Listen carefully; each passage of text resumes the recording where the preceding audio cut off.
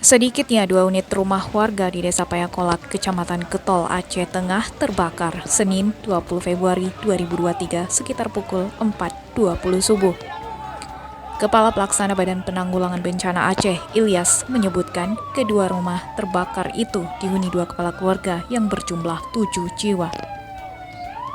Api menghanguskan rumah hingga mengalami rusak berat, namun dapat dipastikan tidak ada korban jiwa ataupun korban luka akibat kebakaran itu. Sebanyak 3 unit pemadam kebakaran dikerahkan ke lokasi hingga api berhasil dipadamkan. Sementara ini, korban terpaksa mengungsi ke rumah tetangga sekitar. Sementara untuk penyebab kebakaran, kata Ilyas, masih dalam tahap penyelidikan.